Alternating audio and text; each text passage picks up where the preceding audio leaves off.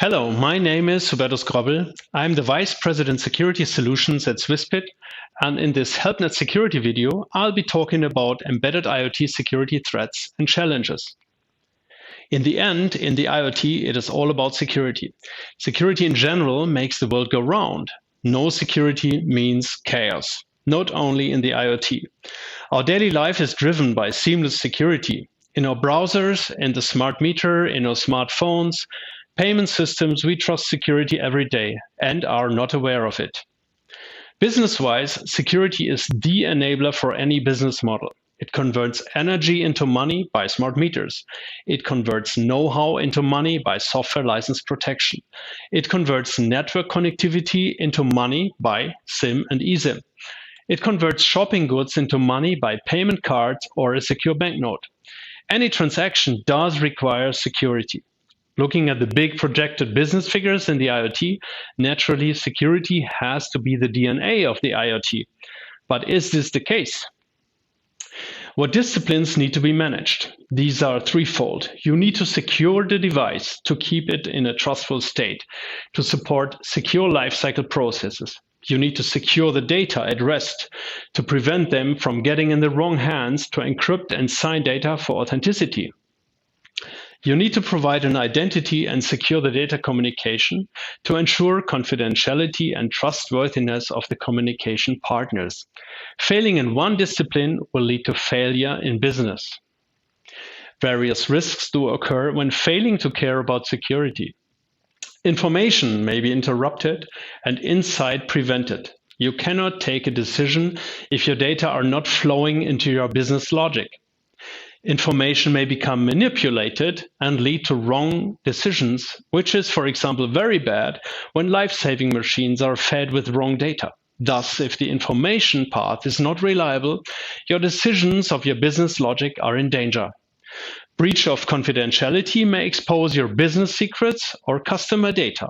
At least in Europe, severe fines are due to GDPR law if private data of customers are exposed. Loss of control is another aspect. Sending commands to actuators lead to no or wrong actions, pretty bad. This may lead to costly production stops if a link breaks or wrong parameters are configured that may destroy production systems. Such an example was the Stuxnet virus, leading to wrong information and wrong actuation and finally destruction of equipment. Transparency is in danger if any control path gets manipulated. There are numerous examples how a device can be hacked and how clever attacks can be. I just want to refer to the Pwn2Own website of, for example, 2021. I definitely do recommend to get inspired there. Looking at the statistics of German security industry forum Bitkom shows that 9 out of 10 companies are affected by cyber attacks. The damage increased up to over 200 billion euros with a dramatic increase in 2021. This is what is visible. The black number behind is unknown, where companies often hide their problems in shame. So what to do? Lessons learned from the attacks and problems in the IoT lets us come to following conclusion. Without a root of trust, there is no security. Devices do require steady updates of firmware. Steady attacks require a patch management also for IoT devices, not just PCs and servers. Do not trust a remote endpoint unless you can verify and attest its authenticity. We know from browsers the benefits of HTTPS secure channels. Included in this is a certificate check that shall be present also in devices in a secure key store, not just in software. Consider the long life cycle of IoT devices and the evolving threat landscape. The charm of appliances is the trust into them that once bought, they fulfill their service silently over years. This is not the case. The systems do get more and more complex, and IoT devices are like computers with an enormous threat surface. They are very easy to spot by Shodan's search engine, and exploits can be applied automatically. Consider also an advanced persistent threat that may hide in any intentionally still functioning device by disguise. If a rootkit gets into your boot firmware, any measure on top level like the OS will fail. Consider the worst. and have some risk mitigations in spare. The long life cycle of hardware appliances will enable future attacks on IoT devices. Connecting a device to a secure firmware update system seems good for now, but the attacks will improve, and in 5 years, a little more security in hardware would have saved the integrity. Make therefore sure software updates can be strongly authenticated. Be also prepared for liability claims and follow the security by design path.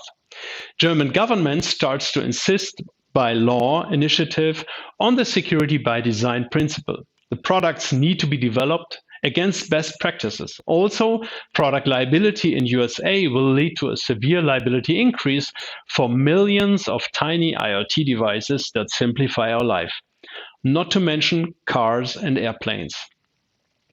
What options are in the market to get such a root of trust? A secure element like a TPM is a reliable measure, but adds costs and complexity. Especially key distribution requires special care, and the integration shows weaknesses as this has been successfully abused before. Keys can also be stored inside an SoC, system on a chip.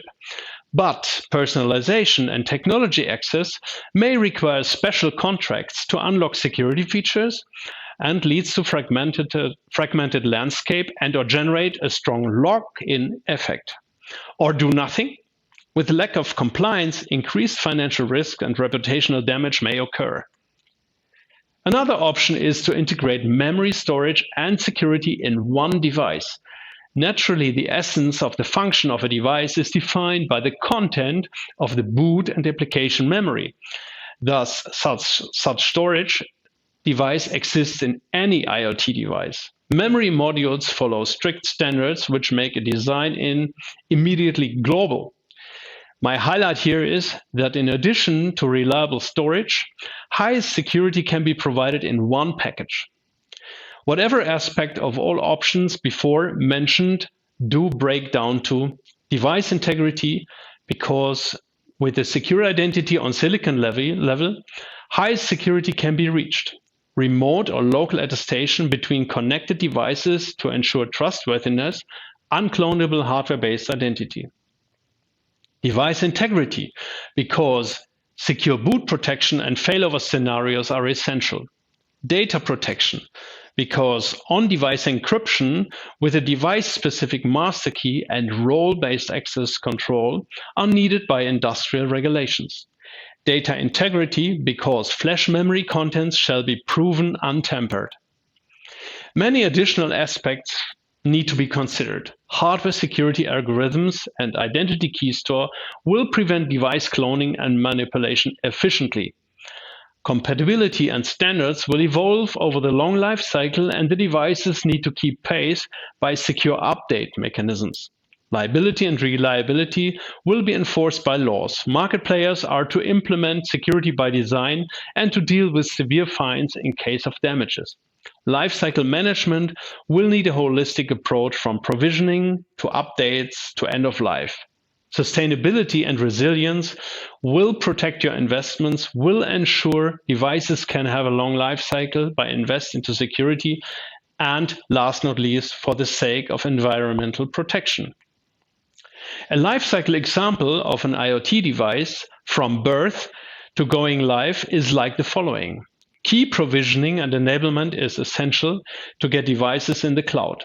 Once the device is born, it needs to be provisioned with an identity and a management key. The question is how efficient the key and identity provisioning can be achieved, either during assembly, production, or in the field. At some point of time, it needs to be done. If the root of trust is not set in production, all following measures will be in vain. Given that, a device vendor has full flexibility to optimize the life cycle. By the way, using a preloaded secure storage module does not infect any process. In general, the easier the security form factor can be handled, the more efficient and cost-optimized production and shipment handle will be.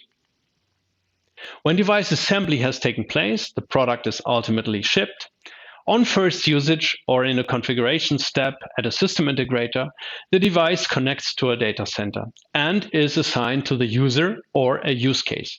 From then on, secure channels can be established to transfer data securely to a cloud or between IoT devices.